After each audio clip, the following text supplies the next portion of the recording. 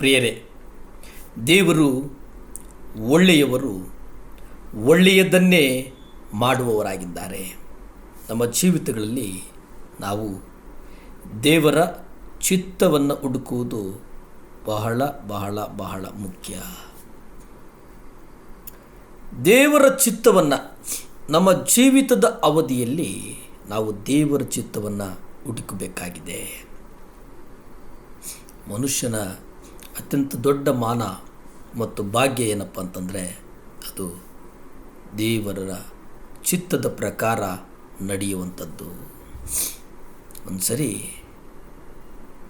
ಆತ ತಂದೆಯ ಚಿತ್ತವನ್ನು ಮಾಡೋದು ಅಂತಂದರೆ ಅದು ಪರಲೋಕವನ್ನು ಪ್ರವೇಶ ಮಾಡಿದ ರೀತಿ. ಮತ್ತಾಯ 7ನೇ ಅಧ್ಯಾಯ 21ರಲ್ಲಿ ನಾವು ನೋಡ್ತೇವೆ, ಕರ್ತನೆ ಎಂದು ನನಗೆ ಹೇಳುವ ಪ್ರತಿಯೊಬ್ಬನು ಪರಲೋಕ ರಾಜ್ಯದಲ್ಲಿ ಪ್ರವೇಶಿಸುವುದಿಲ್ಲ, ಆದರೆ ಪರಲೋಕದಲ್ಲಿರುವ ನನ್ನ ತಂದೆಯ ಚಿತ್ತದಂತೆ ಮಾಡುವವನು ಅದರಲ್ಲಿ ಪ್ರವೇಶಿಸುವನು.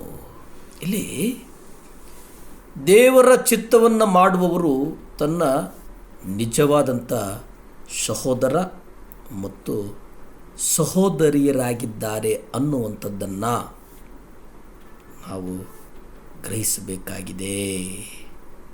ಮತ್ತಾಯ 12ನೇ ಅಧ್ಯಾಯ 5ರಲ್ಲಿ ನಾವು ನೋಡ್ತೇವೆ, ಇದಲ್ಲದೆ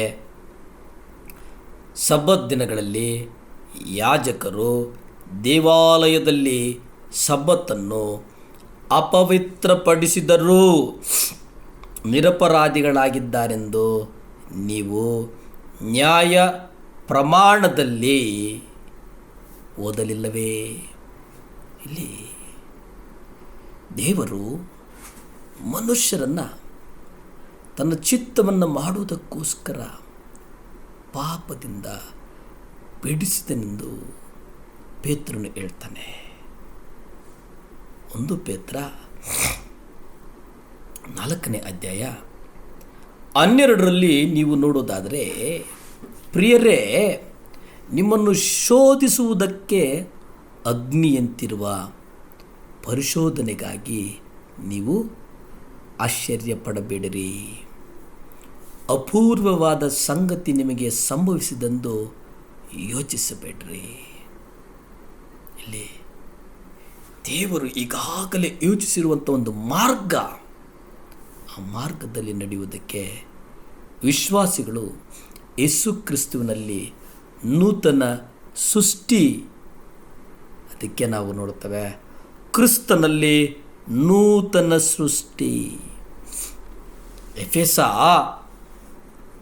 ಕ್ರೈಸ್ತರಿಗೆ ಎಷ್ಟು ಚಂದವಾಗಿ ಹೇಳ್ತದೆ ಅಂತಂದರೆ, ನಿಮ್ಮ ವಿಷಯವಾಗಿ ಮೂರ್ಖರಾಗಿರದೆ ದೇವರ ಚಿತ್ತವೇನೆಂದು ಕಂಡುಕೊಳ್ಳ್ರಿ. ಮೂರ್ಖರಾಗಿಡಬೇಡಿ.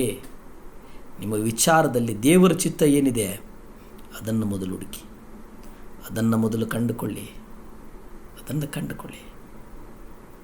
ಎಫೆಸ 2ನೇ ಅಧ್ಯಾಯ 10 ನಾವು ನೋಡ್ತೇವೆ, ದೇವರು ಮುಂದಾಗಿ ನೇಮಿಸಿದ ಸತ್ಕ್ರಿಯೆಗಳಲ್ಲಿ ನಾವು ನಡೆಯುವಂತೆ ಕ್ರಿಸ್ತ ಯೇಸುವಿನಲ್ಲಿ ಸೃಷ್ಟಿಸಲ್ಪಟ್ಟವರಾದ ನಾವು ಆತನ ಕೆಲಸವಾಗಿದ್ದೇವೆ. ಇಲ್ಲಿ ಕ್ರೈಸ್ತರು ದೇವರ ಚಿತ್ತದ ಜ್ಞಾನದಿಂದ ತುಂಬಿರಬೇಕೆಂದು ಅವರಿಗೋಸ್ಕರ ಪ್ರಾರ್ಥಿಸ್ತಾನೆ. ಆತನ ಜೊತೆ ದೇವರು ಅದ್ಭುತ ಕ್ರಿಯೆಗಳನ್ನು ಮಾಡುತ್ತಾರೆ. ಪ್ರಾರ್ಥನೆ ಮಾಡಿಕೊಳ್ಳೋಣ. ಭೂಮಿ ಆಕಾಶಗಳನ್ನು ಉಂಟು ಮಾಡಿದಂಥ ಸರ್ವಶಕ್ತನಾದಂಥ ದೇವರ ಸ್ತೋತ್ರಪ್ಪ. ದೇವರೇ, ವ್ಯಾಧಿಗ್ರಸ್ತರಿಗಾಗಿ ಪ್ರಾರ್ಥಿಸ್ತೇನೆ ಸ್ವಾಮಿ. ಸುವಾರ್ತೆ 7 ಲ್ಯಾಂಪ್ ಸುವಾರ್ತೆ ಜಗತ್ತಿನ ಮೂಲೆ ಮೂಲೆಗೆ ಹೋಗೋದಕ್ಕೆ ದೇವರೇ ಬಾಗಿಲುಗಳು ತೆರೆಯಲ್ಪಡಲಿ ಸ್ವಾಮಿ. ಯೇಸಪ್ಪ, ಸಹಾಯ ಮಾಡಪ್ಪ. ನಜರೇತಿನ ಯೇಸು ಕ್ರಿಸ್ತನ ನಾಮದಲ್ಲಿ ಬೇಡಿ ಬಂದು ಆಶೀರ್ವಾದಗಳನ್ನು ಹೊಂದಿಕೊಳ್ತಾ ಇದ್ದೆ ಪರಮ ತಂದೆಯೇ. ಆಮೇನ್, ಆಮೇನ್. ದೇವರು ಒಳ್ಳೆಯವರಾಗಿದ್ದಾರೆ. ಒಳ್ಳೆಯ ಮಹತ್ತಂಥ ಅದ್ಭುತ ಕಾರ್ಯಗಳನ್ನು ಮಾಡುವವರಾಗಿದ್ದಾರೆ. ನಮಸ್ಕಾರ.